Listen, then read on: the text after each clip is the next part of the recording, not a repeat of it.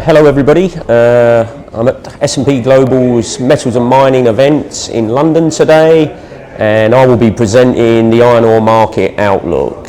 Very topical at the moment because iron ore has suddenly sprung back to life after a pretty sluggish first half to the year, and that's mainly driven around the fact that China has returned to importing a lot more iron ore since the beginning of June. And as of yesterday, data was released for September imports, and they actually set a record 116 million tonnes of iron ore. So things are swinging around quite aggressively.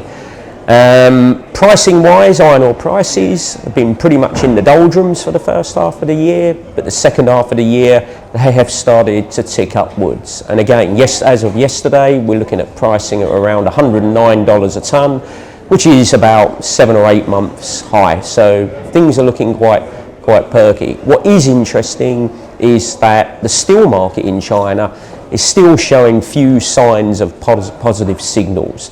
So China has obviously been importing all this iron ore. The question is, why is it importing all this iron ore if they're cutting back in steel production? So the near-term outlook, we expect things to cool off a little bit for the iron ore market.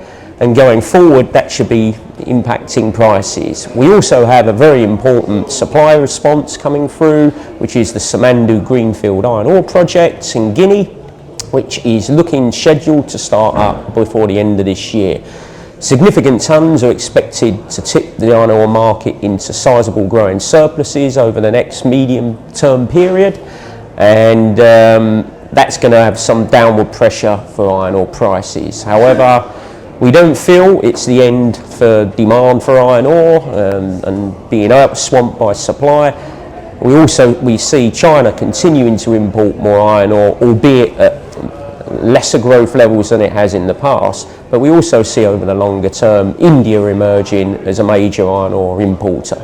The other key theme around the whole iron ore market is the transition towards decarbonisation for the steel industry, and this should be beneficial for the high-grade iron ores, which we expect to see the premiums of those outperform the standard benchmark iron ore.